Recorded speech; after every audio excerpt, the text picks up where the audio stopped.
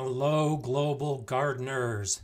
Welcome to another wonderful Monday as we start our gardening week and look back on the week we just had. It is snowy, snowy for me. And I know many of you in the Utah, Colorado, Wyoming corridor. It's great to have you here. It's wonderful to see everybody checking in. We've already had Let's Grow and Jay Dixon among the first to check in Canada. We've got people all over the United States that are checking in and saying hello on a Monday. It's so great to have this global community join up at this time each week so we can share ideas, get some information across, and just get our gardening week started. Especially as weather starts warming in the northern hemisphere, it's so awesome to actually start doing some gardening. Even though many of us are buried under snow right now, that's going to change very quickly. So good to see y'all here today. Frank Anselma's checking in from Colorado. Didn't get nearly as much snow as I did, I'm guessing, Frank. PD had a question to start with, and this is going to be a general theme I'm going to try to focus on today. Asking, after bringing the seedlings in at night, and this is after hardening off, after a full day of sun, can I continue to put them under grow lights? And yes, you can. When you harden off, and hardening off generally, as I practice it, is about a week-long process. Well, you want your plants to continue growing during that week-long process. And so you're going to gradually expose them to sunlight and wind and all the conditions that they'll have when you transplant them outside. That doesn't mean you need to stop giving them the care that you have been giving them indoors. So continue to water them, continue to put them under lights, continue to give those plants protection, especially if you're hardening them off in a protected area. So for instance, I'll harden them off on my back deck, which does not get full sun all day long.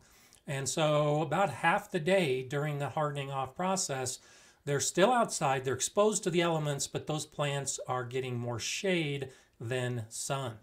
It makes perfect sense to bring them in and put them under lights at the end of the day so that they get an adequate amount of light energy to keep up that photosynthesis and growth. And that's exactly what I do. I might keep my plants outside all day, but because I recognize they're not getting a lot of light when I bring them in, I put them under lights for another 3 or 4 hours to end the day, and then I'll turn the lights off. Eventually, you'll be leaving the plants out all day, all night, and then transplanting. But sure, put them under lights. That'll definitely help them out in the time of hardening off. Nothing wrong with that at all. Okay, let's see. Stephen Luna is wondering about some seed starter tips, and we'll try to throw as many of those out as we can today. Lights are right above the dome, maybe 2 to 3 inches from the soil. That's a great way to do it, Stephen. And so as we all are starting our seeds and getting to the seedling point, while the seeds are trying to germinate or have just germinated, keep the dome on or keep the plastic covering on, and do have those lights just a few inches above the seedlings or above the soil. And that's the best way to get those seeds a good start. If you're having trouble with your seeds germinating, first make sure that the soil is nice and moist, but you might want to consider heat. If you're recognizing that it's taking too long, or it just seems that it's taking too long, if you've got a heat mat, go ahead and put the heat mat under those seedlings and you'll probably see a boost in germination. I usually just use my heat mats for my peppers, my eggplants, and occasionally the tomatoes. I don't always use them for tomatoes. Most of the other plants, I don't use my heat mats for. But if I noticed a big delay in the germination, then I'll pop them on a heat mat for a day or two, and it almost always results in virtually instantaneous germination. So it happens pretty quick. So go ahead and keep throwing your questions out. Let's have a nice chat. Let's see, I just saw one pass by from Connie Davidson. How do you tell when to pull out winter plants to change to summer? Like my kale looks great, but it's 1 year old this spring. A lot of it depends on the plant. Kale is one of those plants that will keep growing and growing. You can get kale that's 4 and 5 and 6 feet tall, and you can keep harvesting the leaves a year later. However, if the kale plant is taking up space that you want to use for something else, that's pretty much my determination. And that's how I did things last year. I had spinach growing in a couple beds throughout the winter, was harvesting into the spring. But then as I was preparing that bed for the next season, last year's summer, I just went ahead and pulled out all of the spinach. Even though it was still good, I was still harvesting, I wanted to put other plants in that bed. So I pulled out the spinach and threw it in the compost pile. So that's my primary determinant, is that going to be a different type of plant in that bed? Am I going to be doing square foot gardening? Is it going to be all tomatoes? Whatever. The other thing to look at, especially things like kale and spinach that can keep producing and producing and producing, is their flavor will change at some point too. And so you may notice that the older kale is tougher. It might have a harsher flavor than the younger kale. I prefer the younger kale, the young kale leaves. So there's another reasons you might consider pulling out some of the plants that you have growing over the winter, is when the flavor changes, go ahead and pull out the plant and put in younger ones. Assuming, like me, you like the taste of the younger plants. But you don't have to pull out winter plants at all. If the plant's doing fine and you like what it's producing, it's okay to leave it in place and then just sow seeds around it and put transplants in around it. There's nothing wrong with that either. Rob's Allotment and Gardening in the Attic channel. Good to see you checking in from the UK. We really are a global audience. This is so great. Glad you got us here. Those of us in the United States, most of us in the United States, changed our clocks forward this last week. So kudos to all of you outside the United States or in those regions of the United States that didn't change your clock to get here as we're starting off, because this is the time of year, along with in the fall, twice a year we do this, and it does kind of screw up the normal schedule as we get things prepared. But it's all good. Going to be talking a lot of good gardening stuff today. Jenny Simon is saying, I'm researching biodynamics and planting by the moon cycles. Going to be sowing on the appropriate day, tomorrow and the next day. Got my greenhouse plastic and fleece over my bed so I can direct sow. That's great. That's one of those things. Biodynamics, I'll be doing a video on it at some point. I want to compare Korean natural farming and biodynamics and a few other ways of gardening. But glad to see that you're learning some new ways of doing things and getting out in the garden. That's the way to do it. Just keep doing it and try new things and getting your plants in the ground and seeing what works and seeing what you like. That's awesome. Okay, let's see what else we have. Hello, Glenn from Chicago. Glad that you're here today with us. Growing with Donnie is asking if I'm not in yet. So I think, yes, you might be having a problem with your YouTube. So see what you're doing, Donnie. And if someone can go ahead and give her or him a chat, we'll see if we can get Growing with Donnie to join us today. Ancient Gardening says we plant by the spring heat waves. That's an interesting way of doing it. And, you know, and it's, so with biodynamics, there's an awful lot with growing and scheduling by the moon phases. For some of us, and one reason why I really don't practice biodynamics as it's intended is because I have a growing season that is relatively short. And in the spring, in mid to late May, when I'm putting most of my plants in the ground, if the soil is ready, if the garden is ready, if the forecast is good, I want to get my plants and seeds in as soon as possible. And if I've missed the May cycle and now am focused on the June moon cycle to get my seeds in the ground or get my plants in the ground, I might have lost 2 or 3 weeks in my growing season. So while biodynamics works great for many gardeners that practice it, for some of us, I think it can be a little limiting, because if you miss it at the perfect time, then you might miss 2 or 3 weeks to get to the next perfect time. And I'd rather put my plants in 3 weeks early and have missed the moon cycle than to possibly miss out on a harvest because those 2 to 3 weeks can make a difference in my area. So Lily, it's asking, Gardener Scott, can tomatoes and peppers be separated? Yes, and I'm guessing if you're talking about if you're starting from seed and you have 2 or 3 seeds in a container, can you separate them out? Absolutely. In fact, I have an older video that shows how I transplant my tomatoes, and I show exactly that, how I've got small tomato seedlings that are growing in the individual cells, and I show how I pull them apart and then put them into individual pots. And you can do the same thing with peppers. They're pretty strong, durable plants, and you can separate them when you pot them up into a bigger size.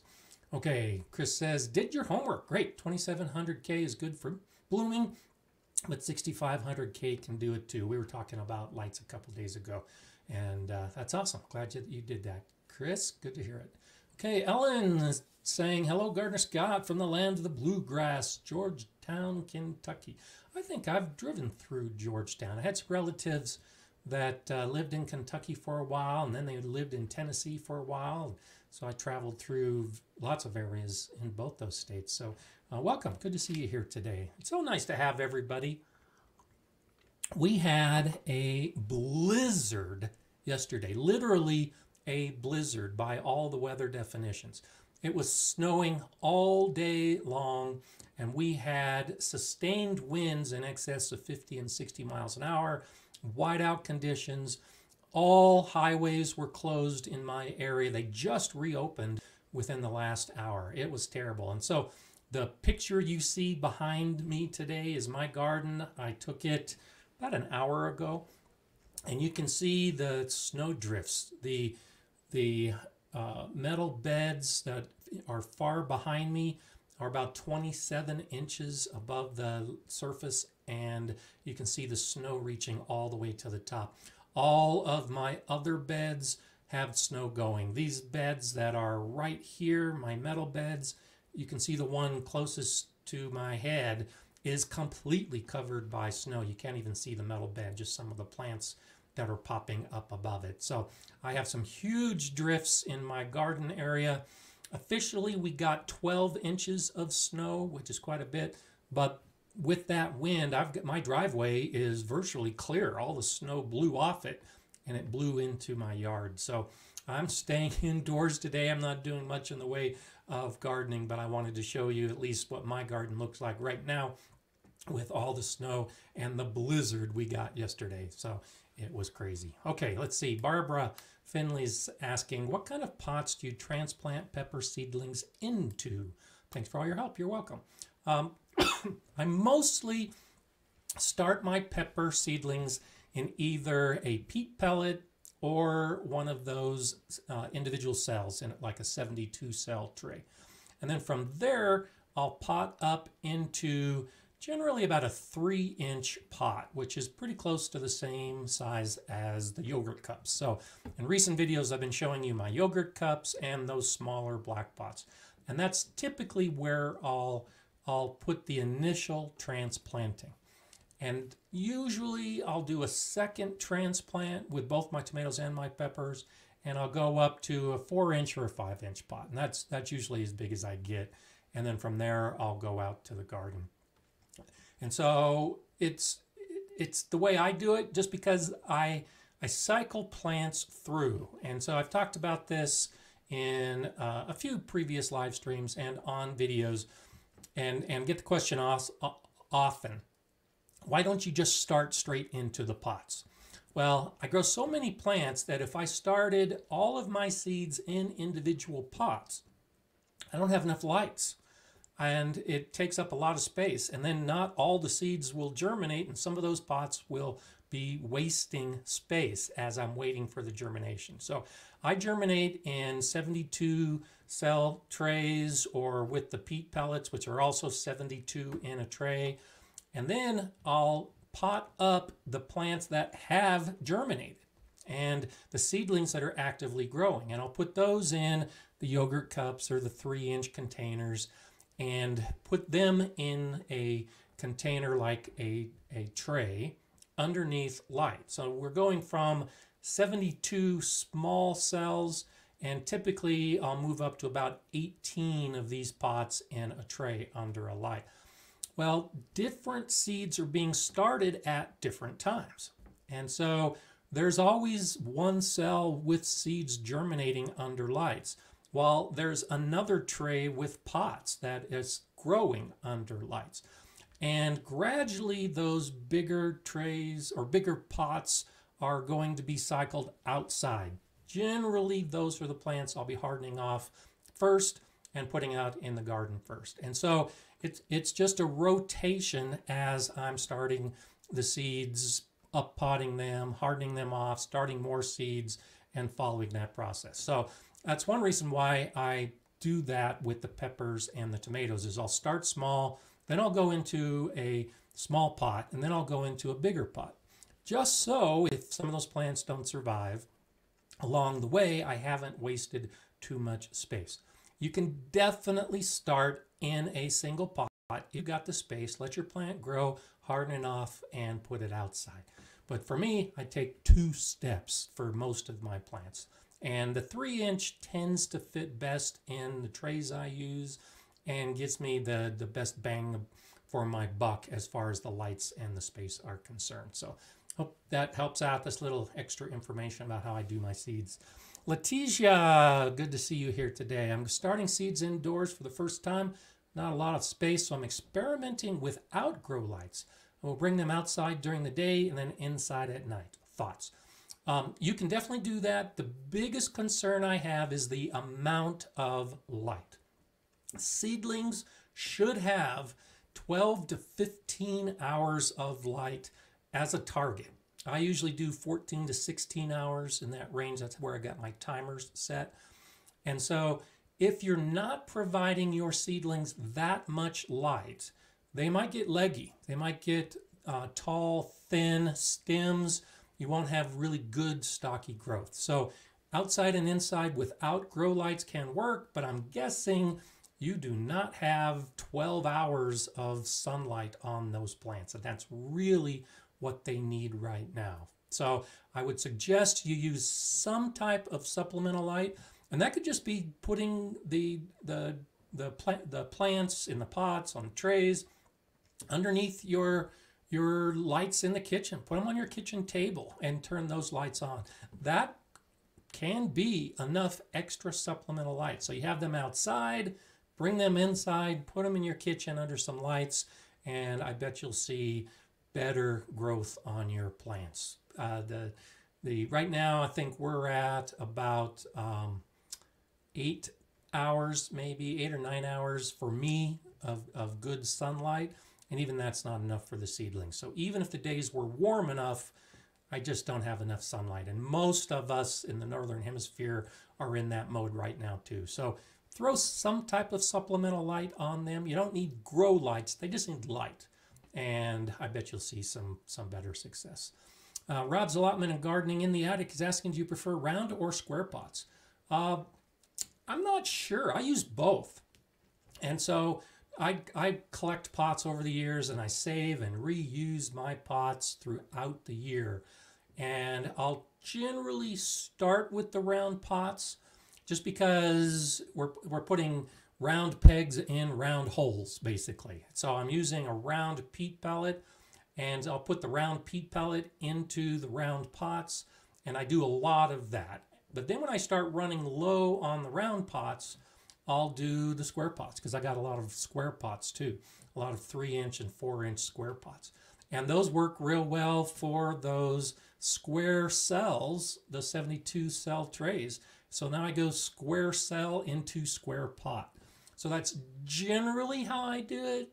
Now I'll put round pellets into square pots, and I'll put square plugs into round pots. But it really comes down to whatever it is I have at my fingertips that's ready to go, and that's where I'll start doing my transplanting. Now, that being said, this last year I did buy a number of larger square pots, because what I found was when I was going from like a 3-inch or 4-inch square pot into a 5-inch round pot, it was more difficult getting the soil, because now we're putting a square peg in a round hole, and getting the extra soil around that square plant, or the square soil, and filling it into a round space, I hope this is making sense, was a little more difficult. So I did buy some bigger square pots.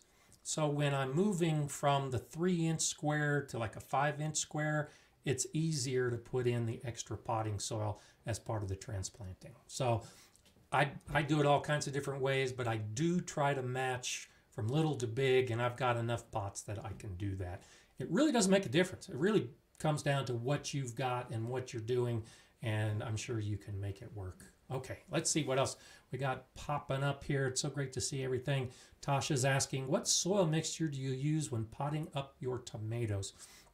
I have a video, it's one of my older videos. It's still good. It's still the basic recipe I use. I make my own potting soil and my own seed starter mix. These days I'm using a mix where it's generally 2 parts peat, 2 parts compost, 1 part perlite, and 1/2 to 1 part worm castings, assuming I've got the worm castings. So that's the mix that I'm using this year to see how it works. That's a little more compost than I've used in the past, and a little more worm castings than I've used in the past. If I don't have perlite, I'll use vermiculite, but I use peat moss primarily mixed with the perlite and the compost in my potting soil mix. You can check that video in my library just to see how I put it all together and mix it up. And in the video, I talk about how, particularly for plants that like are the tomatoes and the peppers that will be staying inside for a longer period of time because I'm starting them earlier, I'll often use bone meal and blood meal mixed into that potting soil mix. With the worm castings, I don't think it's as necessary to add the blood meal and the bone meal anymore, so I don't do as much of that as I used to do. Compost and worm castings should give your plants as much nutrient energy as they need before they actually go out into the garden.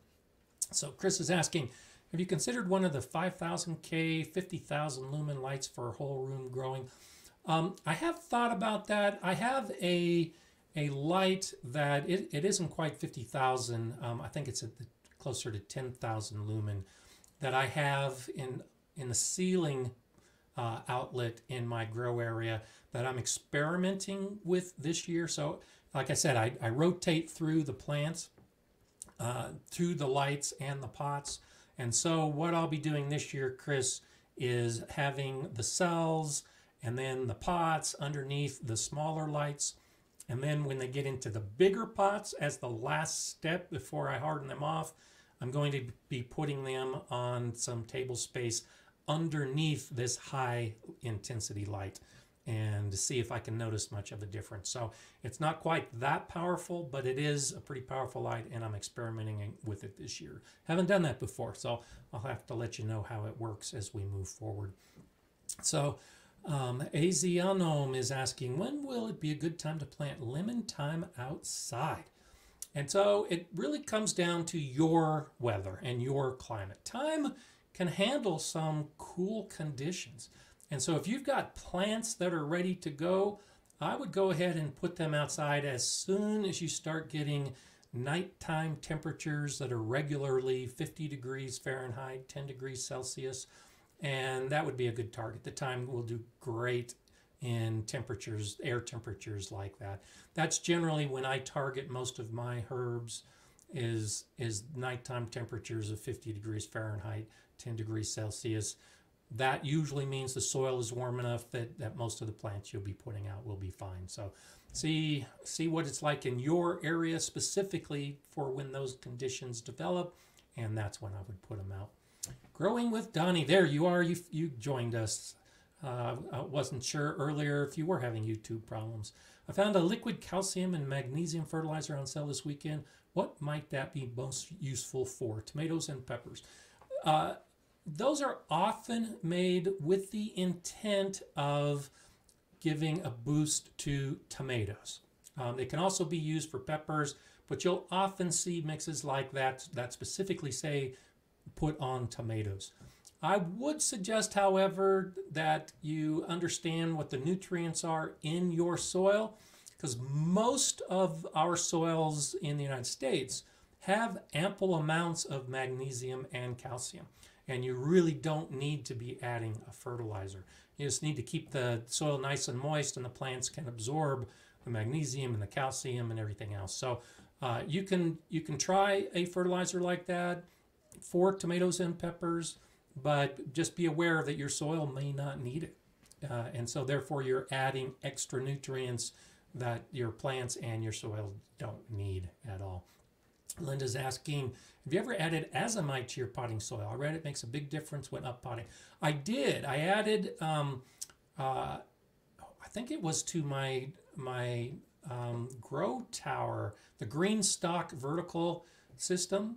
I think I added, I'm sure I added some Azomite to my potting soil this last year when I was putting the plants into that green stock vertical growing system, because I knew once I got that potting soil in place, there wouldn't be anything I could do with it because of that stacking system. So I did do some Azomite in it. Plants did great. I'll be adding some more soil some more potting soil to that same tower this year, and I'll do the same thing. I'll mix up some potting soil, and I used the same basic mix. I had the peat moss and the compost.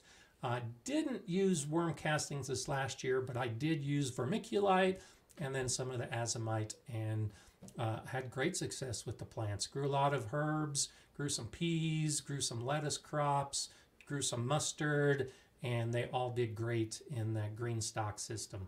And I don't know if you've seen the video on the green stock. I love the green stock. I actually have a link in the description below if it interests you. You can use the Gardner Scott as a code at checkout, and that'll give you $10 off.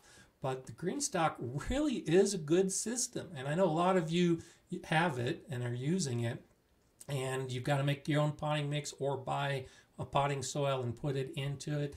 Azomite is a great way to add the nutrients that you need in any type of container system. And I'm not paid by Azomite to say good things about it.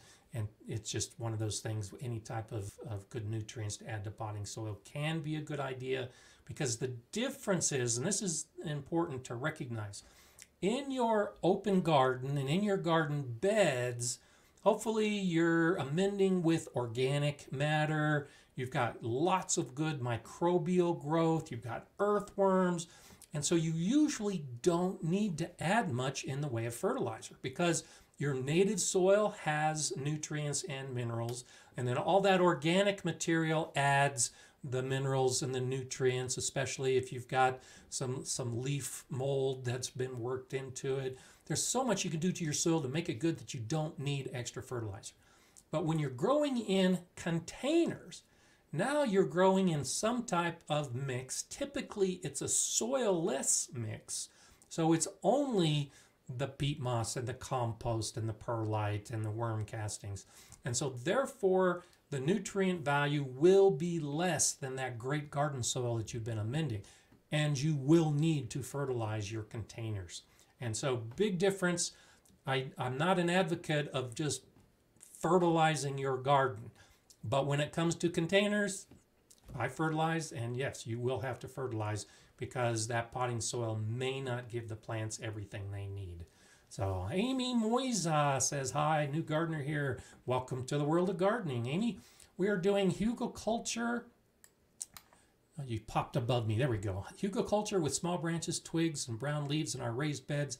How deep do we want the soil to be for veggies and melons? And so generally the soil on top of hugelculture should be at least 8 to 10 inches.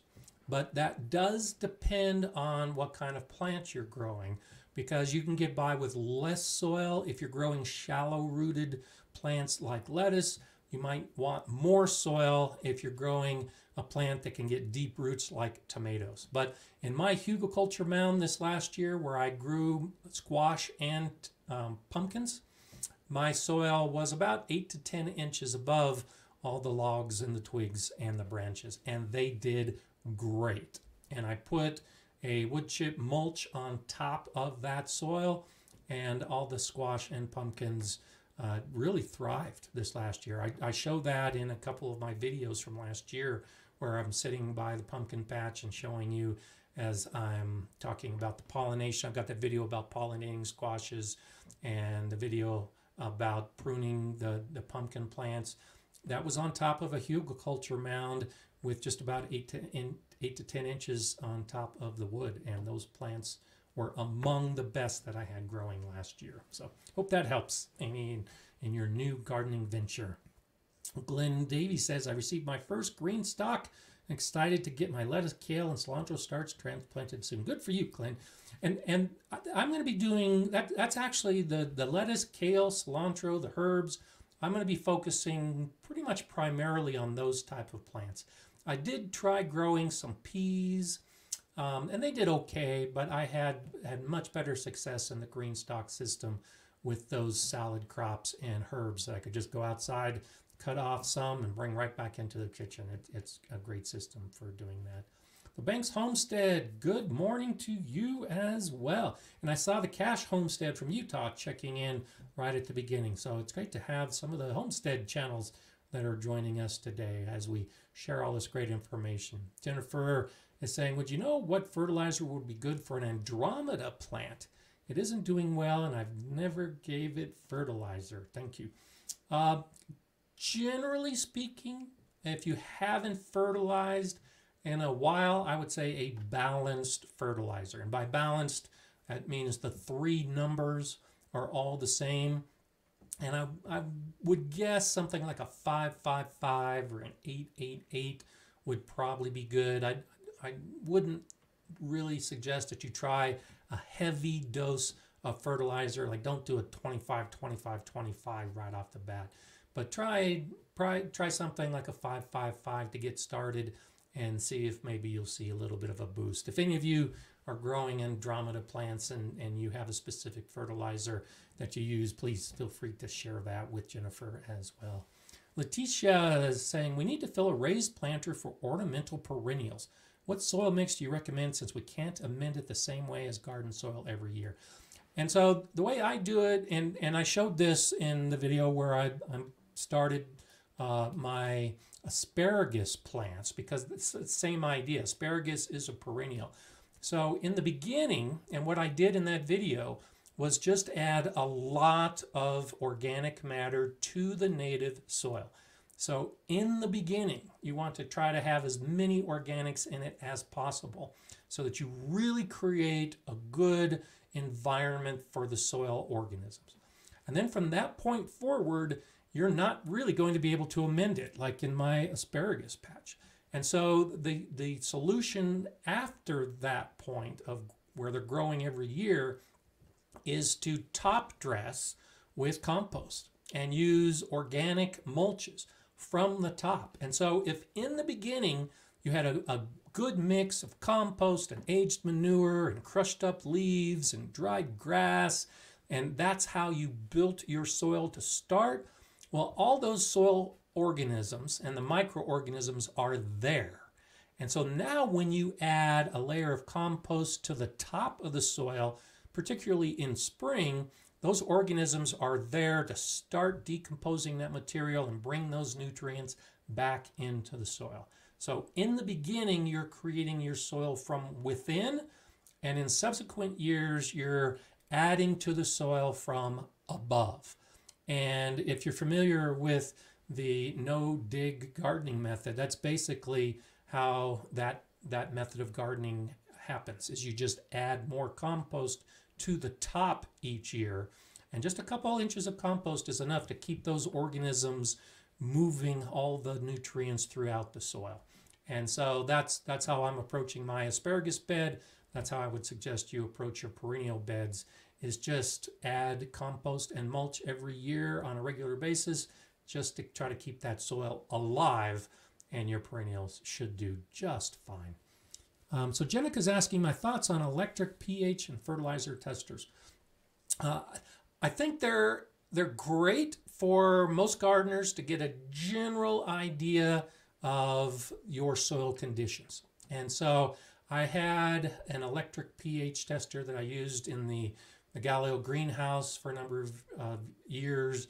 And what I found over time, particularly the probes on the tester I had, they start to corrode and the readings start changing. So don't expect it to be an exact, accurate reading, but it gives you a general idea of what your soil is like as far as the pH is concerned.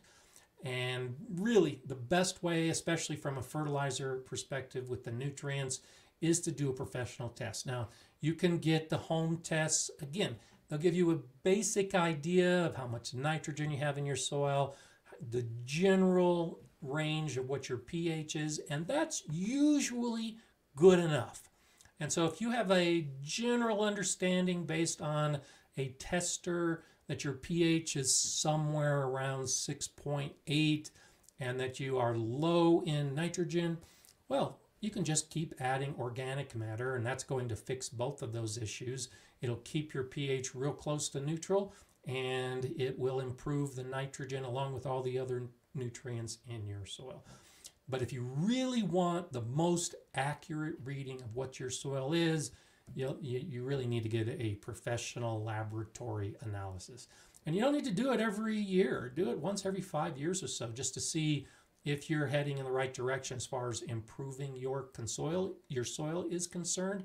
But start with a home test kit. They're usually cheaper than the professional tests, and it can give you a baseline, a general idea from which to start. So I say go for it if you've got one, but I tend to prefer the professional testing at least early when I'm getting my garden started.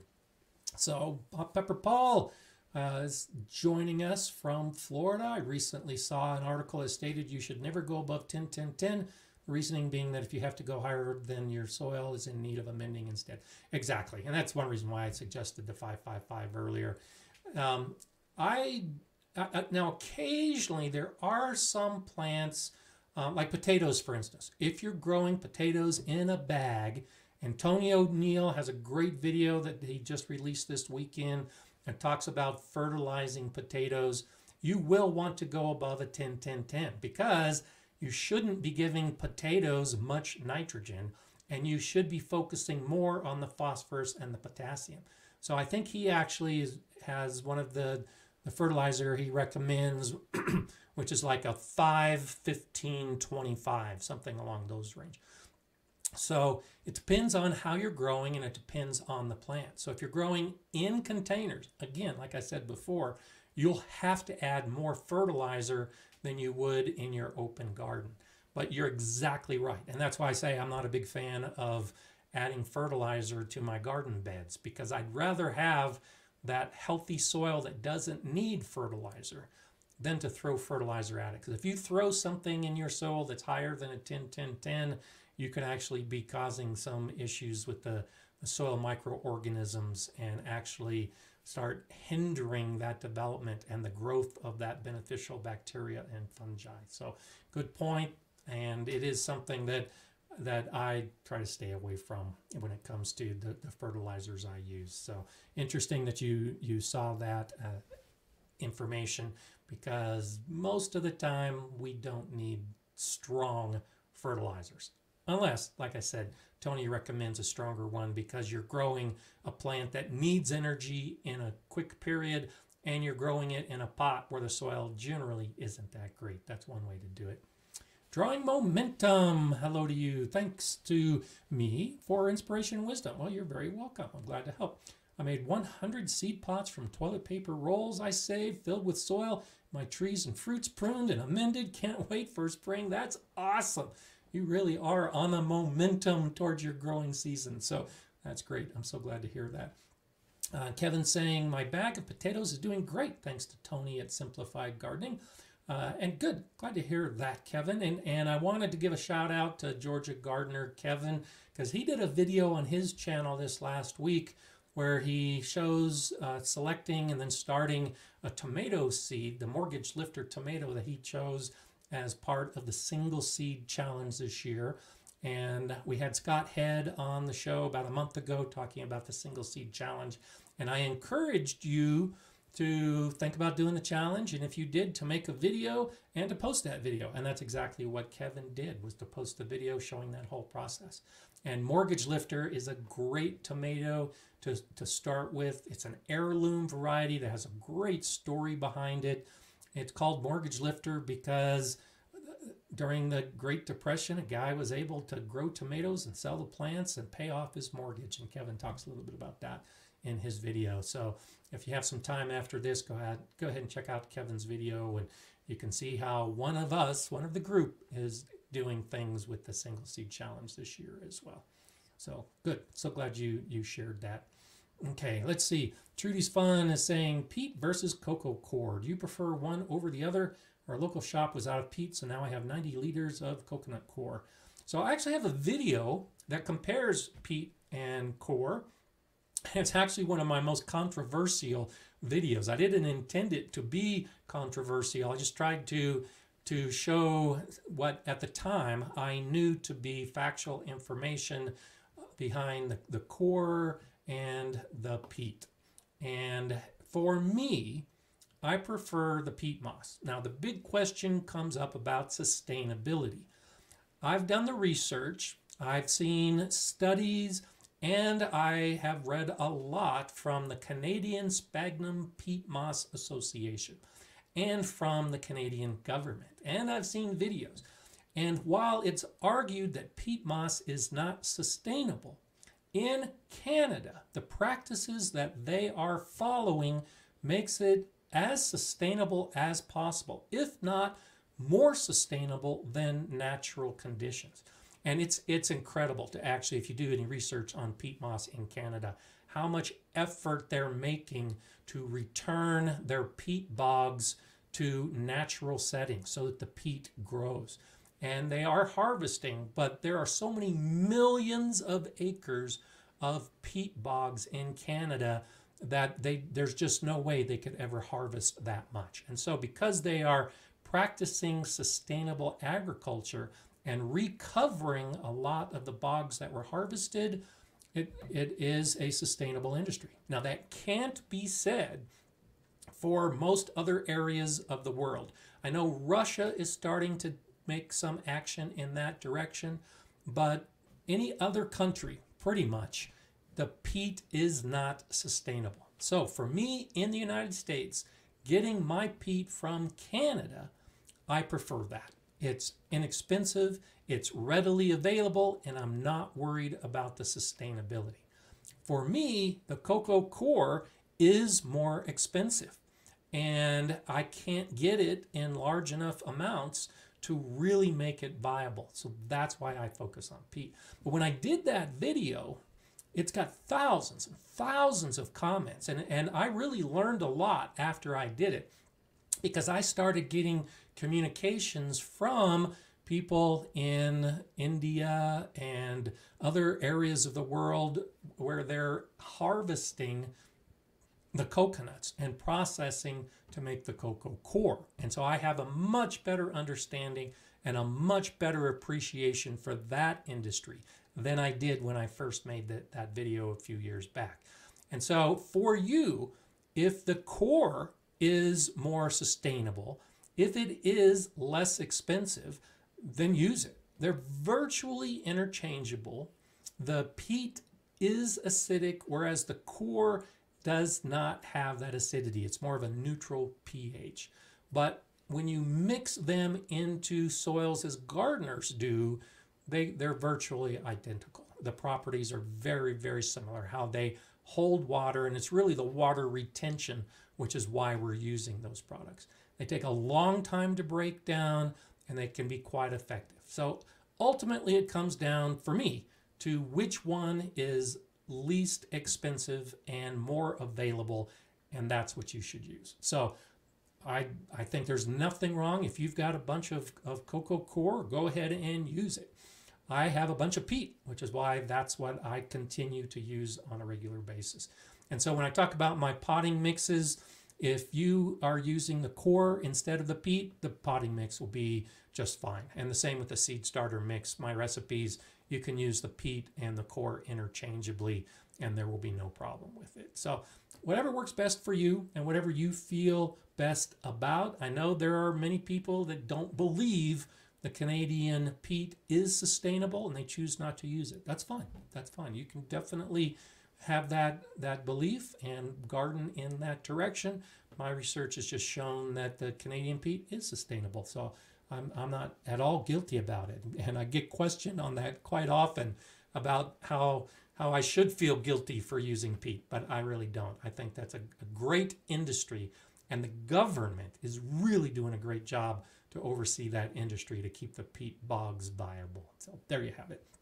Okay, Frank says, I've read coir is very water intensive to process and requires long transportation distances. Yes, and that's some of what I brought up in that video. And one reason I said that for me, the peat is better because that coir has to be processed, and that processing can take 6 to 12 months. And there's a lot of chemicals involved in that processing.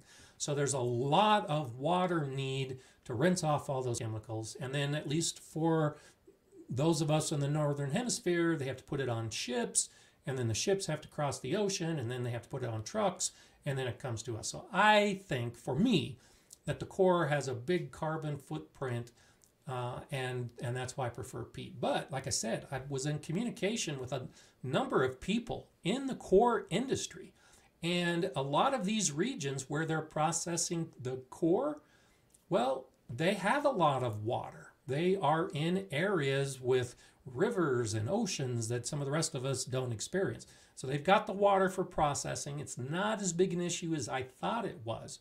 And for them, and for some of you, if you're using peat moss, well, that peat moss has to be trucked to a port, put on a ship, transported across the ocean, and then trucked to those of you in the Southern Hemisphere. So where for me, the cocoa coir is more expensive because of all of those associated costs, for you, if you're in the Southern Hemisphere, peat moss is more expensive because of all those associated costs. So it really depends. I know, at least in the United States, there's some really big movements of people trying to encourage the cocoa coir use because of the thought that it's more sustainable. But like Frank points out, and like I just said, I think it does add a lot to the carbon footprint of coir that I'd prefer to avoid personally. But that's just the way I look at it.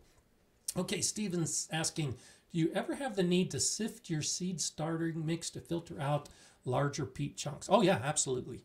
And that's exactly what I do. When I make the, I didn't show it in the video where I was making the seed starter mix, but yes, I definitely pull out those larger chunks of peat because there's some pretty big branches and sticks in the peat when it comes time to use it. And for the seed starter mix, which is intended to be nice and loose, you got to get rid of those big chunks. So yes, absolutely. Feel free to sift all of that so it gets down to a product that you can easily use. Jay Dixon says that bogs are within 50 kilometers of my home. Well, that's great. And Jay's in Canada, so I didn't realize you were that close to bogs.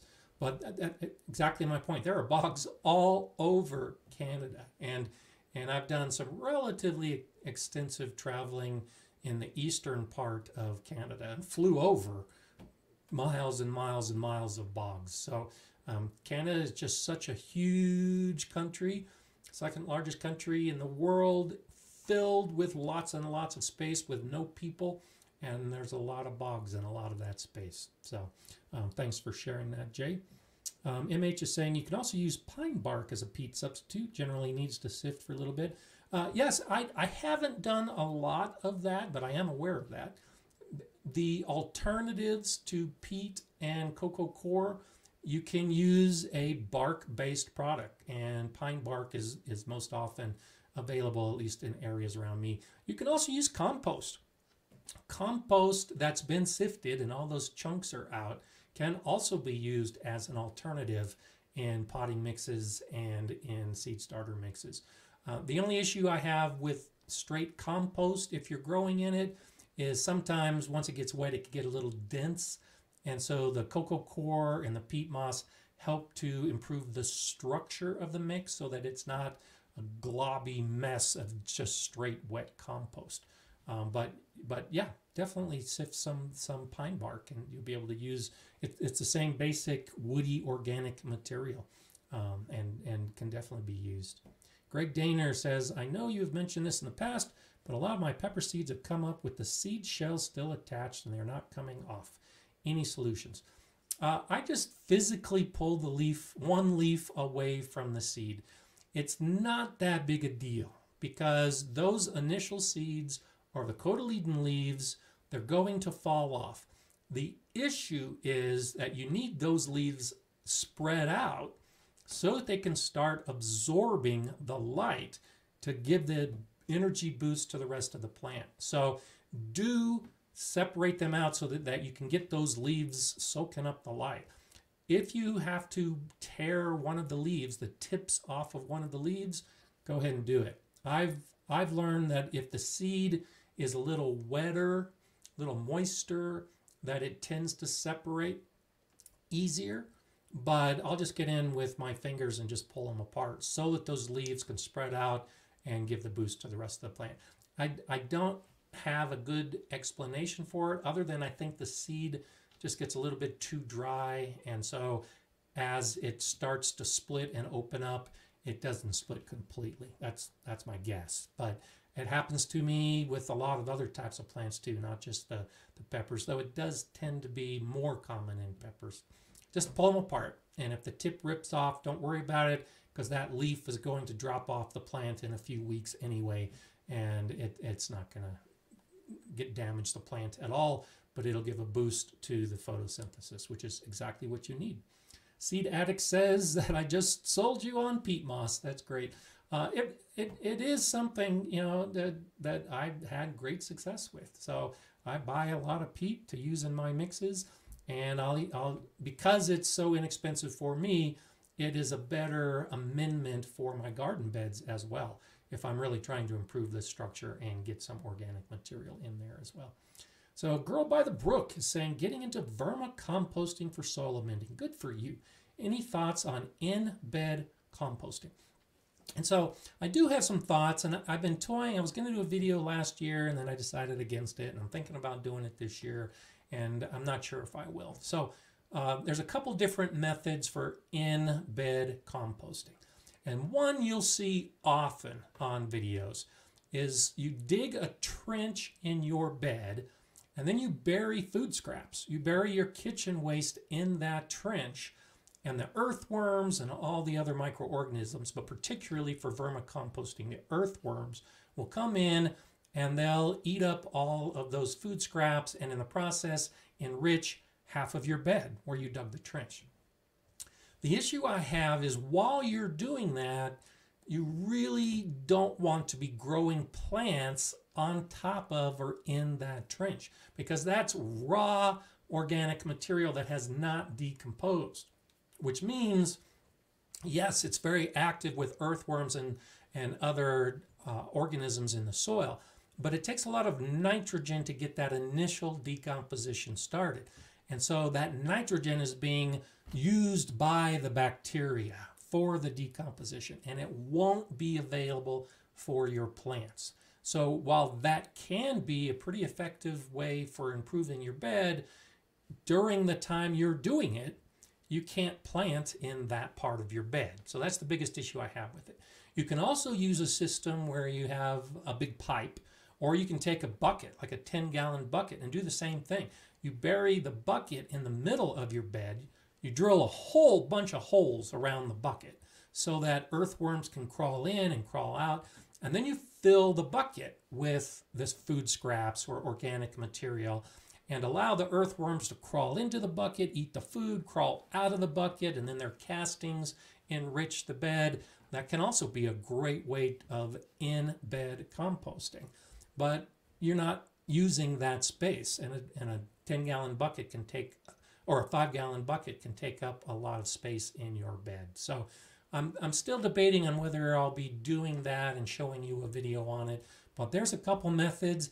A lot of gardeners do it. It can definitely work, and if it's something you're interested in, I say do it just to experiment with it, see what you think, and see what you feel about that lost space in your bed during the growing season, because it really works best during the growing season when the soil's nice and warm and those organisms are active. I just put all of my kitchen waste and food scraps in my compost pile, or for vermicomposting, a lot of it goes down into the bins, my worm bins, and I'm feeding the worms with my kitchen scraps before it goes out to the compost pile. So I do a lot of that with my worms in my bins, but there's a couple ideas to help out. Craig Humphreys, thank you so much for that super chat. My 80-year-old rhododendrons, 15 feet tall. That's awesome. Now have chlorosis on older leaves. Any suggestion on how to organically improve the health of my plants? And so chlorosis is, if it really is chlorosis, that's usually an iron deficiency. And so that means that your soil is deficient in nutrients, most likely iron. It could be a watering issue. I'm guessing if you've had the plants for that long, that hasn't been a problem with overwatering or underwatering. But overwatering generally can look like chlorosis on the leaves.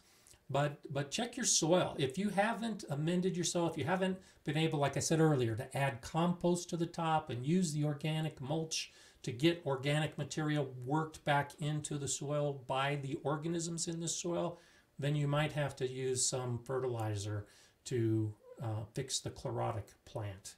And it might start with the iron. It could very well be a nitrogen deficiency. And so more than likely it's a soil issue and not a plant issue. And so look at your soil. And this is one of those instances where even a home test can give you an idea if the soil around your rhododendrons is at the appropriate pH and the nutrients that you're looking for. And you might want a quick boost of fertilizer and then focus on getting some of those organic materials on top of the surface around those plants so that they can start being worked in. So hope that helps a little bit. Hope the plant recovers. Craig Humphreys again, soil pH says about 5.5.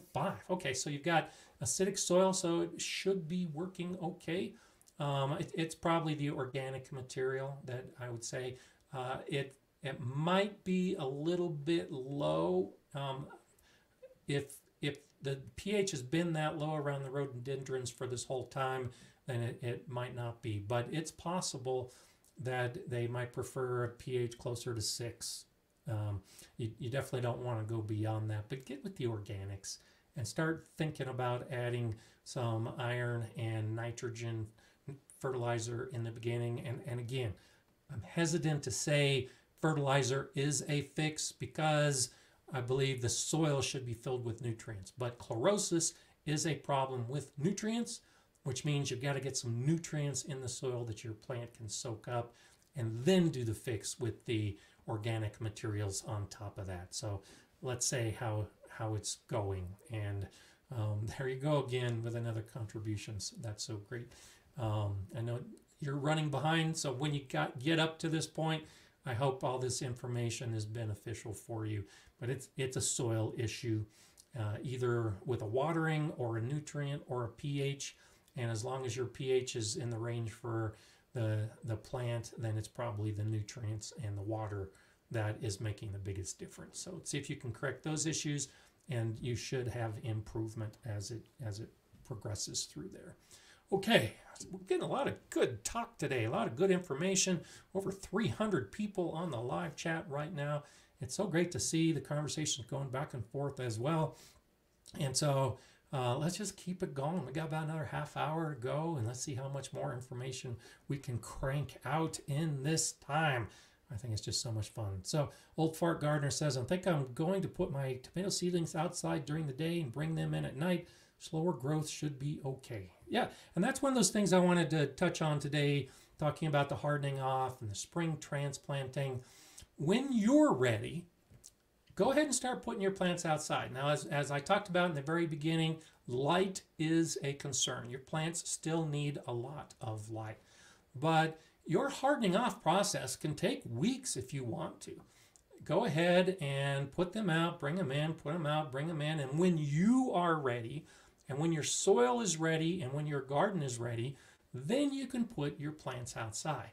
Now, the reason I say that we all have to be ready is because your soil should be warm enough for your plants. So ideally, you're looking for soil temperature to be about 60 degrees Fahrenheit. That's about 15 degrees Celsius. So for best results, that's where your soil temperature should be.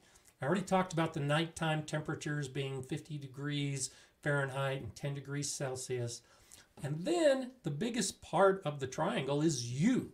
Do you have time to put your plants outside and give them that initial care? So once the air temperature is good, once the ground temperature is good, and once you are good to do the work, that's the time to put your plants outside.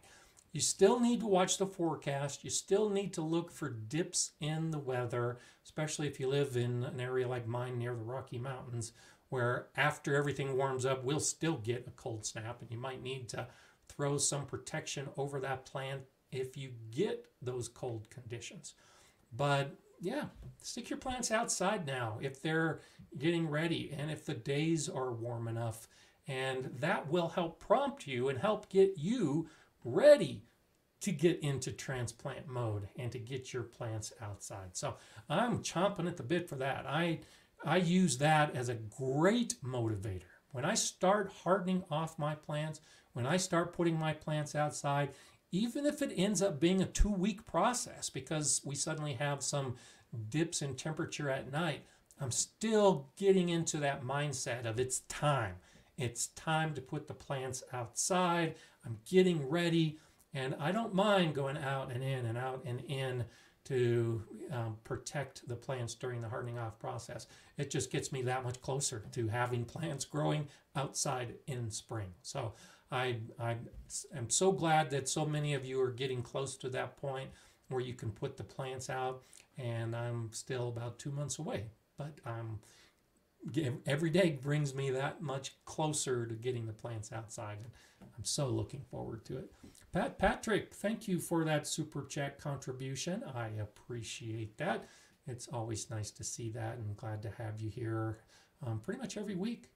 Jean-Pierre Postman is checking in. Bonjour to you, Jean-Pierre. It's nice to have you back as well. Ancient Gardening is saying, Leroy, strawberry seeds need morning sun to germinate. Some other plants as well. Thank you for that information. That's and I appreciate your assistance, Ancient Gardening. There are a lot of plants that the more you grow them and the more you learn about them, you'll understand the needs of those plants and the needs of the seeds. I talked about that in one of my recent videos, and I'm planning on discussing it further. I just started some seeds this last week. The seeds need light to germinate, and there are a lot of plants that prefer morning sun over evening sun, and so that's when you really start taking your gardening to the next level. When you can start recognizing the individual needs of your plants and really give those plants what they're looking for, be it morning sun, evening sun, light for germination, darkness for germination. This whole field of gardening is just so complex that you can't learn it all at once. And even after 3 decades, I'm still learning about gardening. But just take it one plant at a time, one seed at a time. And that's how you get to the point where you get more and more familiar and more experienced with your gardening. How cool is that? Craig Humphreys, thank you again. Thanks from Germany. Just caught up to my question, and I hope it did help, Craig. I appreciate that. Guten Tag in Deutschland. It's so nice to have you here as well. Okay, let's see what else we have. Growing with Donnie's asking, how cold is it too cold for seedlings? At what point should I cover them? And so, again, it depends on the plant. So there are seedlings, the cold weather or cold season plants, the cole plants, the brassicas. So we're talking plants like lettuce and spinach and Swiss chard and kale. Even the seedlings can handle some very cold temperatures. So you don't need to be that concerned. Whether you're starting them indoors or whether you've put them outside or whether you've started from seed outside, cool conditions are okay for those plants. I still try to target that same general range of 50 degrees, 10 degrees Celsius at night, but they can handle cool temperatures. Where you need to be more concerned is the warm season plants, those hot weather plants. It's the peppers and the tomatoes and the eggplants. And those really should stay in conditions that are warm during the entire life of the plant. And by warm, we're talking somewhere in the 65 to 70 degree range of Fahrenheit. That's somewhere around 18 to 20 degrees Celsius. So those plants really should try to be around that range. And most of our households are around that range, which is why we can grow those from seed, and then the seedlings will do fine in our extra bedroom or in the basement because our conditions are good. You really don't want to put those type of plants outside too soon, because if they get cool, they can be stressed, and it can stunt the plant if they start growing in cool conditions when they're not ready for it. So the warm season plants stay warm for as long as possible. Think warm, warm, warm for those plants. The cool season plants can handle cool temperatures, and so don't be as concerned about supplementing heat when you're growing those kind of plants. So let's see what we have.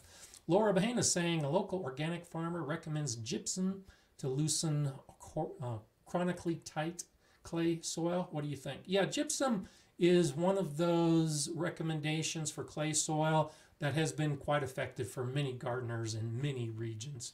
And so I say go for it. If you've got a clay soil, you can usually use gypsum, and that can usually improve the soil. Now, I think that a better solution or a supplementary solution is organic matter. Organic matter in clay will improve the soil. Organic matter in sand will improve the soil. So while gypsum is a quick fix for clay, it really doesn't improve the soil for the plant growth. You really do need the organics in there. It's not providing nutrients that the plants need. You need the organic matter for those nutrients. And so gypsum tends to be a farmer product. And what I mean by that is where you've got farmers that are farming and growing in clay soil, and then they'll add gypsum to the soil to help the structure. And then they're adding a lot of fertilizer because the clay soil and the gypsum really aren't adding nutrients. So I'm an advocate of adding organic matter rather than adding fertilizer, as we've been talking about so far. So you can try gypsum, but I would say instead think about compost and aged manure and crushed leaves and grass and peat and cocoa coir and chicken manure and what else you have, and that you may find that to be a better solution overall for improving the health of your clay soil. Kimye is saying, Gardener Scott, will I need to shade my kale, spinaches, and lettuces since it's starting to warm up to the 60s and 70s here on the coast of California 9B? Not yet. 60s to 70s are a really nice range. Like I was just talking about, that's a good range for all of these plants. When it starts getting into the 80s and 90s, which we're talking the 25 to 30 Celsius range, yes, that's the time you probably should start thinking about shading those plants. And that's just to reduce the chance of bolting, because those plants, when it gets too hot, it stresses. They're cool plants. Remember, cool season plants like cool temperatures. So when they're no longer cool, it stresses the plant. Just like the warm season plants are stressed by cool, the cool season plants are stressed by hot. And so their reaction to being stressed is to bolt, to send up a flower stalk. And that dramatically changes the flavor of the plant. So for now, I don't think you need to be too concerned about the shading. But as the plants continue to grow and as the days get warmer, yeah, another 10 degrees from now, start thinking about adding some shade over those plants. And that'll lengthen their growing time and harvest time before it gets too hot. And then you do succession planting. Pull those plants out, put in some of those warm season plants, and keep your season growing. So, okay, Kimia says 60 to 70 is warm to us, so good. So if you're at a regularly consistent 60 to 70, then those plants probably aren't going to need much shade. When we get to this, we usually have 60 to 70 degrees in spring for about 2 weeks. So we have winter, then we have a couple weeks of spring, and then it's summer, and we're into the 80s and 90s. So we have such a roller coaster here in Colorado that we don't have a lot of time with sustained temperatures in that range, but that is a great range to be in. So Old Fart Gardener is saying temperature today will only be 36, but 54 on Tuesday. Brassica have been out on the front deck since they germinated, but I bring them in at night in zone 5. Want to put the broccoli in the garden by April 9th. That sounds like a good target. And what you're doing sounds exactly right. And that's the idea. The brassicas and the cool season plants, you can be hardening off right now with daytime temperatures between 36 and 54 because those plants can handle cool conditions. And so it sounds like you're doing it just right. And then when it improves a little bit better and the soil can be worked, you're putting them outside. April sounds like a good target to put some of that stuff in, like broccoli, because broccoli can handle the cold weather. So that's, again, this is where you learn more about becoming a successful gardener, and how you become a better gardener is by recognizing how the weather and the temperatures influence individual plants. And then as you start putting your garden together and you figure out your gardening schedule, you can put it all together based on what the plants can handle, what you can handle, and what the best time is to put them outside for hardening off and then for transplanting as well. Hot Pepper Paul is saying, I have some extra raw eggs. Can I add those to soil or compost? You can. This is one of those things. So anything organic pretty much can be composted and added to soil. And you'll see lots of recommendations that say don't add eggs to compost. Well, the primary reason for that is because when you have a food like that, like an egg, it's going to tend to rot and start smelling due to the anaerobic bacteria. It'll attract animals. The animals might dig up the soil. They might dig up your compost pile. So those type of foods that we put in our compost pile that are really wet like that and tend to smell before they decompose, if you don't mind that, you can put it in your compost pile. The same in the ground. It's going to rot in the ground, and if you've got animals that are in your area digging up your ground, they might dig up where you put the egg. But it will add nutrients. It will be one of those things that can improve your compost pile over time. It's just going to smell in the process. And if you're okay with that, sure, go ahead and add eggs to your compost or to your soil. It's a little bit different than what is often recommended, but I don't see why you can't, as long as you handle some of those side effects, if you will. So there you have it. Okay. Jeff Ferris is saying, what actually causes onions to bulb up? Is it 1 day or 2 or a week of 12 to 14 hours of sunlight? Long day onions here in zone 6, Rhode Island. It depends on the latitude, depends on how much sun, it depends on the variety and how much sun it needs. And so you've got short day varieties of onions that require less sunlight to bulb. And generally, I think it's about 12 hours is the cutoff. And then you've got long day varieties that require more light. And then you've got the intermediate onions that require less but not so much. So for short day varieties, if you've got sunlight and it's not more than 10 to 12 hours, you should get your onions to bulb.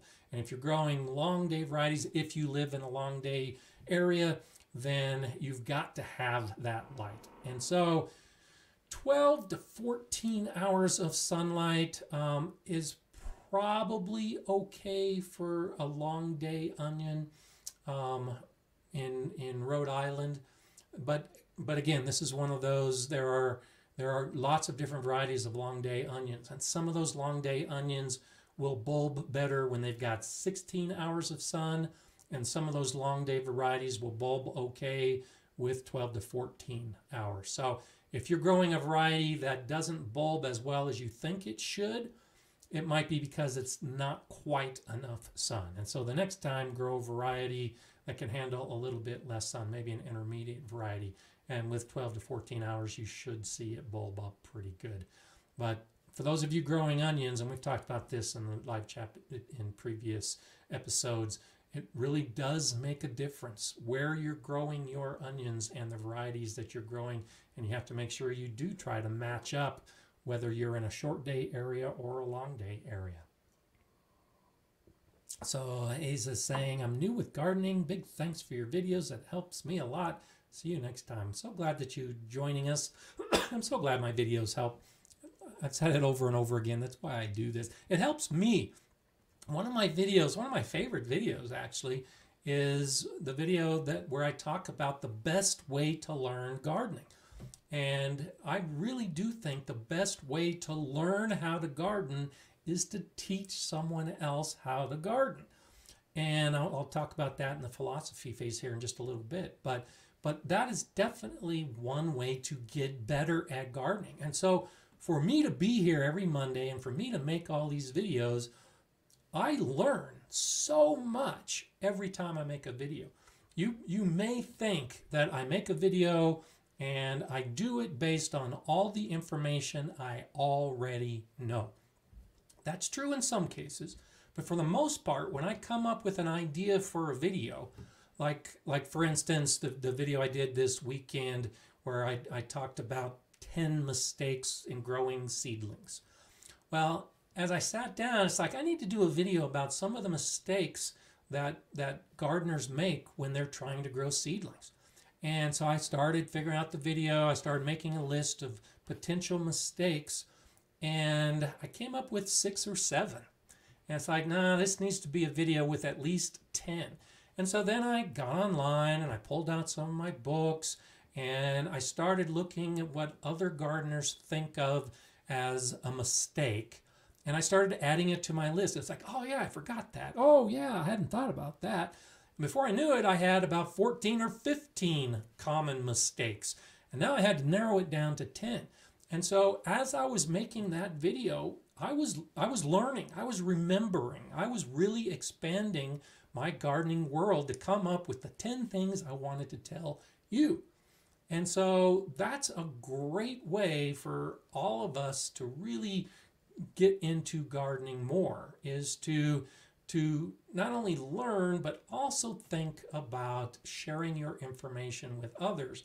And when you have a question or when there's something that you're not quite sure about, just learn about it. Ask yourself the question and see what else you can learn about it. And that's kind of what we've been talking about this whole time, is identifying the plant, the seed, the weather, the specific needs, and that's how you can really improve your gardening world and really expand your information base. So just want to throw that out there. It's a little bit of philosophy. That's not the philosophy, but it does tie together. And Kevin says, I love teaching people. It's sometimes hard to find someone willing to learn. That's so true. That's why I love this group. And this is a good group because there's a lot of humble people here. I try to be humble because there's so much I don't know.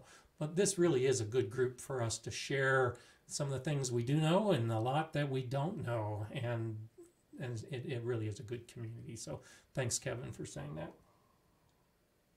Okay, Kevin Clark is saying, I transplanted my onions and then it snowed 4 inches on them, but they are doing great. Exactly. Onions are one of those plants that can handle snow. And I've had that as well. If you let the onions grow and bolt and set seed, you'll have onions pop up the next year, and those onion plants will poke right up through the snow, which is actually really cool. I like it when my garlic grows up through the snow as well, and onions do the same thing. Really tough plant. I encourage people growing onions and experiment with the different varieties to match whatever latitude you're at. That's the best way to do it.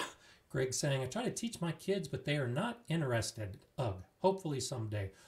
Yes. And so I haven't seen her check in today. She might be here, but my daughter Kiri was the same way. When she was growing up and I was building gardens, tried to get my kids interested. They got tired of working so hard because we were doing a lot of building of the garden, and they had no interest whatsoever. Well, now that she's older and has kids of her own, she's interested. And now we can talk gardening. And she hangs out here in the live chat from time to time. She's active in the Facebook group, and it wasn't always that way. As a kid, both she and my son were not interested in gardening, but now that they're older, they are. So hang in there, because someday your kids will probably be interested, even if they aren't right now. Seed Addicts is saying, I have 6 kids I'm bringing on my gardening journey, and your content helps tremendously. Well, good. I'm glad to hear that.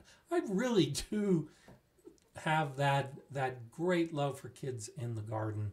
I've filmed a lot with my grandkids over the last year, and I just put it all in a folder, all that footage, and I'll have a video coming out at some point in this next year where I talk about some things you can do specifically to keep the kids interested and to keep the kids growing in the garden. One of the things is the colorful plants, and I've talked about this before. My granddaughter gave me some purple peas to grow, and last year I grew purple carrots so they could harvest the purple carrots. There's some simple things like that where you just grow a whole bunch of purple.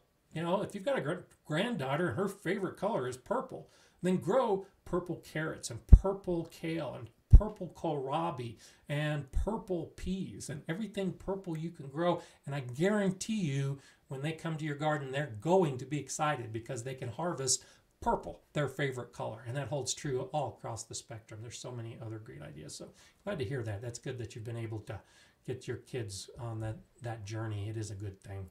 Philip saying, I just spent $250 on material for 6 raised beds. Thanks for the inspiration. Well, good for you, Philip. And it's one of those things that I'm glad that you're saying that with a positive attitude, because I've had so many gardeners in the past. I'd be teaching a class and someone would come up afterwards and we'd talk, and they'd say something like, well, I'd really like to get into gardening, but I know it just costs so much. And so they're hesitant to do the gardening and to get into it because it costs so much. And $250 is a lot of money for a lot of people, but that's a one-time expense. Once you've built 6 beds with $250, you don't have to spend that $250 again, or at least for a long period of time. And now you can get growing. And if your family eats a lot of vegetables and fruit, you'll make that $250 up potentially in your very first season, definitely within the first couple years. So I look at it as an investment.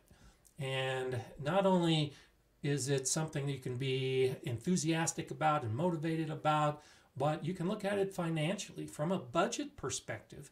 And sure, that initial outlay may be a little high, but you'll make it up in the actual produce. And I think you make it up in the entertainment value.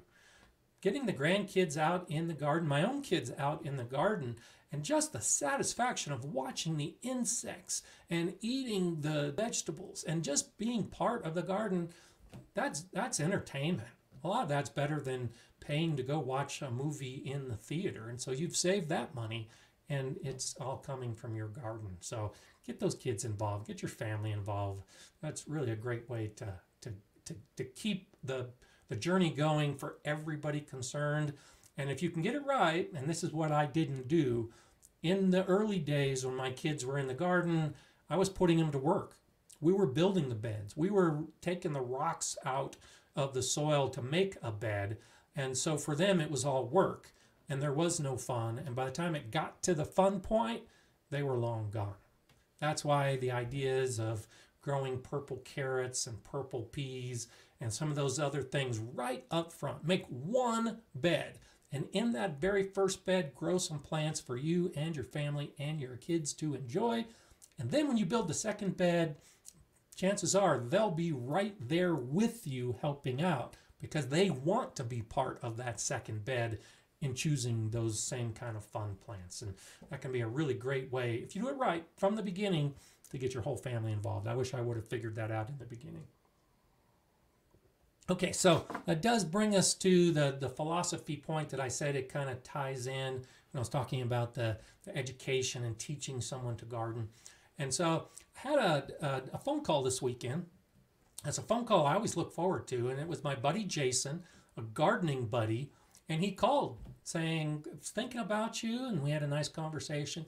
And I do the same with him periodically. It's like, oh, I'm thinking about Jason, and I'll give him a call. And then we catch up, and we talk pretty much exclusively about gardening. And then we haven't done it as much, of course, in the last year, but we try to get together on a regular basis to have lunch, and we talk about our plans for the garden and what we're growing and what we've already started and what we're harvesting. And he's the one that has an extensive garden and grows to sell at a farmer's market. And so I asked him this weekend, told him I do want to get out to his garden, make a video about it, and share it with all of you. I want to do more and more of those videos so you can see how others are gardening, not just me. But anyway, point being, Jason and I are gardening buddies. And we talk gardening. And we love talking with each other, having lunch together, and share our gardening stories. That's what you need to do. If you don't have a gardening buddy, you need to find a gardening buddy. Now, this community is great. On Mondays, when we can all get together and share our stories back and forth and our information, we're all a bunch of gardening buddies. And so this is a fantastic start because I feel every week just even that much closer to you as being one of my gardening buddies. And if you're a member of the channel and you're part of the private Facebook group, you see that even more, where we're sharing our photos and we're sharing our stories and telling jokes. And it's that same idea. We're a bunch of gardening buddies working together. But you really want to take it to the next level. If you don't have a person that you can meet with, that you can talk to on the phone, do that. It might be stretching outside your comfort zone a little bit. There are a lot of us that are introverts and have a hard time just picking up the phone and calling someone that we're not good friends with yet. But that's a great way to become good friends. If you've got that common purpose, if you've got that common passion, if you're both gardeners, well, it's okay to just talk to each other about nothing but gardening. And I've got a bunch of gardening buddies that I've spent a lot of time with over the years.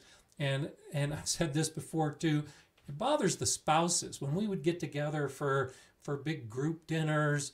Well, the gardener buddies are all standing off to one side talking gardening and leaving all of our spouses on the other side of the room for them to try to figure out what they're going to talk about. And they're the ones that were usually uncomfortable with the situation. But gardener buddies talking gardening, we can do it all day long. And one of the reasons I want you to consider this, and I'm trying to encourage you to expand your gardening buddy world, is because like good friends in any area of your life, they'll tell you things the way it really is. If you're trying something and you've got a good gardening buddy, well, they're a good check on your idea. They'll say, yeah, I think that's a good idea. Or have you thought about doing this? Or here's how I do it. And it's that little bit of a reality check sometimes that help us on the journey. It's great to make mistakes. It's great to try new things. But if you can have someone elbow to elbow with who's been there, who's tried it, who's done it, and can help you out, it makes your journey a little bit easier. And then, like I was talking about a few minutes ago, if you can be the one to educate and instruct and help somebody else, it's making you a better gardener in the process. So if you've got a gardening buddy and you're the one that's more knowledgeable, well, think about what a great influence you are having on that other person's gardening journey and on their life in general. And so gardening buddies are great to have. I'm thinking more and more that my daughter, who I love dearly, she's becoming a gardening buddy.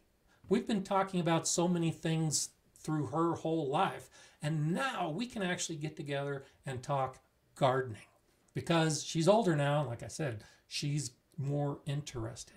And so she and I can get together and stand in the garden and talk about gardening while the grandkids are running around looking at bugs and pulling pea pods off and eating those fresh from the plants. And we're gardening buddies in addition to being father and daughter. So don't feel limited as to what your gardening world looks like or what it should be.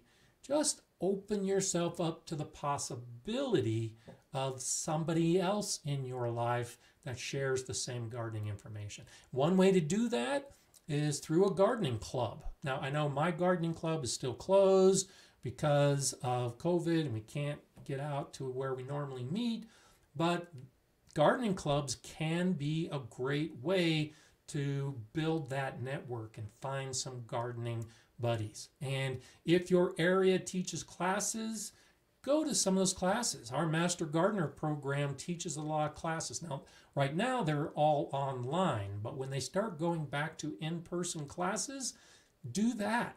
Because when I was teaching classes at the Galileo School and for the Master Gardener program, there were many people that would come to all of the classes. So if I was teaching a series of 6 classes, there were some people, and you've probably done this as well, who would attend all 6 classes.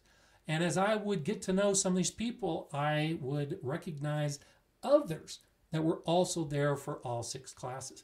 And I know that some of those people that were attending my classes started talking because they recognized each other from the classes, and they became gardening buddies over that time period. So put yourself out there, go to classes, get involved with a gardening club, and find somebody that you click with that could become a friend, and it's a gardening buddy, and your life will be so much richer as you share your information with them. They share their information with you. You share seeds, you share plants, you share recipes. There's just so much about it that is so beneficial that I think it's one of those things you should definitely do. And it's starting to reach that point where we can start having interfaces with people again. We can start getting out there in the public. We can start finding new friends. And as we do that, I want you to start thinking in terms of using gardening as an excuse to meet somebody new and to start talking about something that you are interested in and passionate about. And then you find out they are too, and you have a friend for life. And gardening makes it happen. So I think that's so cool. So you all are my gardening buddies. I'm so glad to have you here on Mondays to share that experience. I'm looking forward to a great week. A lot of snow today for me. It's going to be melting a little bit tomorrow. More snow coming on Tuesday. And then by this weekend, it's going to be so warm. I bet all of this snow is gone. And I'll be out in the garden doing the best I can over the next week.